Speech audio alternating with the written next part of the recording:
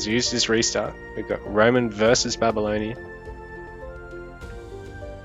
I'm your host today, Ardashir, and we have the first AOEO Tiny Tournament, Babylonian versus Roman, both our players having played 4 different civilizations in this series. 2-2 is the score, best of 7. A lot of Castellums coming out here for the Roman player. He's going to go to Engineers as a follow-up. Crimson as the Babylonian player ages up with the building, so he's free to produce villages. They train a little bit longer for now than the Roman player until he gets some of his gardens, which reduce train time and research time for everything. So some really nifty uses of all the different unique techs in the game. So make sure your head's wrapped around the tech tree before you step into Tiny. But beside that, there's not much to it. It's pretty much a death match, an onslaught. Takes only a couple of minutes. It's such a great format, I reckon. And so Castellum, they're going to be able to tech up to Presidium, and you're going to see early conditioning from both players here probably. Crimson going to have to try and leverage the fact that until age 3 he doesn't actually have any anti-infantry. But in age 3 he can make use of the fact that he can use both Royal Guards from the barracks and the stables. He's got his Lancers who can hit over the top of units. They're basically one of the few, well, the only at the moment melee unit that actually has a range, but engages in melee, whereas Throwing Axemen actually engage at range.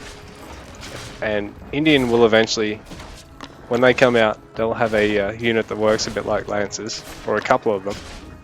But for now, let's pay attention to what's going on, because Eka mounting a fairly quick push. He's got a lot of barracks, those Castellums coming in really handy. They're close enough to actually deal damage to the Babylonian buildings too, and some of the units coming out. So Crimson really on his heels. He's going to have to try and get some archery ranges, get his age 3 units out in the way of his Royal Guards, try and defend against the Legionaries. They will actually beat them 1-1 until the Legionaries get some upgrades, and the Lancers is a good unit to have as well.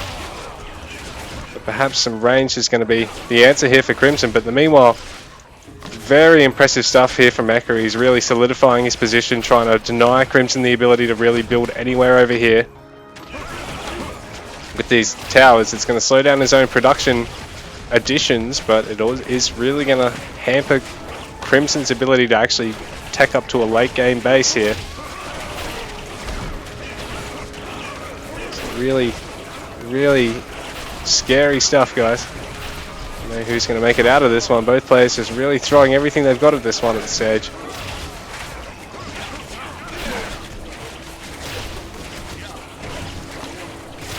More buildings coming out for Crimson. He does have some idle workers here though. This is really hurting him.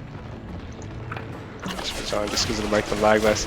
But age 4 is going to kick in for the Babylonian, and he can get Total War Pharmacology, so that's healing and bonus damage again for all of his units.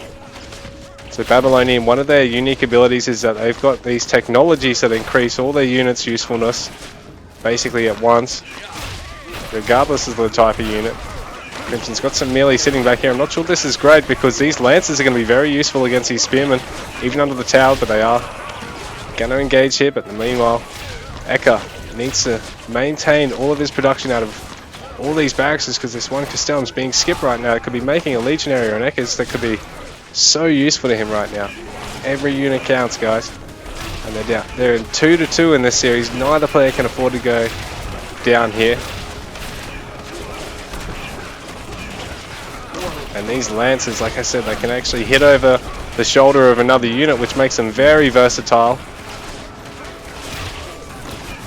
And Chariot Archers sitting in the back here, very nice from Crimson.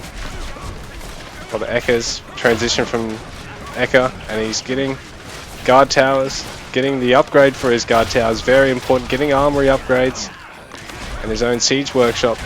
He's got the space for it now. These towers really going to pay off, I think, because it's going to be very hard for Crimson to get this fortress finished with a very low villager count. He's already lost a couple of villagers going into these fights, so fortress coming up on the far side as well. So Eka really has this nice pincer shape, this nice concave of buildings around Crimson at the moment. But Crimson, nice ball of the chariot archers in the center here, really whittling down the units here for Eka. His population count right now is well ahead of Eka's. And as long as he can maintain production on this fortress, perhaps he is best off getting Loom and maybe trying to focus down one of these towers with his melee if he can manage to get enough melee. Well, Eka, if he can just force out the fortress and force out the workshop units, man, this one could go either way. It's such a great series to be watching and casting. It's such a great ball of ranged units there for the Babylonian player, but the Roman player certainly has tricks up his sleeve still. And here we go, he's going to slowly be able to start working on this big mass of units. Can Crimson split his units up well enough to try and whittle down the front line and get out of here before he loses too much? A fortress of his own is going to be a bit slower than the Roman players, so Eka, very valiant effort in forcing this out, maybe even getting some more guard towers. A little greedy, but if he can finish them off, this might be the death knell. But Crimson still tied up in population, looking quite healthy overall, but he's down to no villagers, I think. So it's going to be tough. He's going to have to try and build up a flood of villagers and slowly sneak in some more production, and I think Eka might have done it here. For game 3, the sappers coming in, but it might be too little too late. Perhaps he needed them in a little bit earlier. Need to get a little ball of sappers to try and take down a couple of these towers, because this Onager mass just really turned the tide here. GG. Wonderful stuff, Eka. Wonderful stuff, Crimson, but man, the Onagers saved the day there. What a wonderful transition. GG, that's game number 5, guys.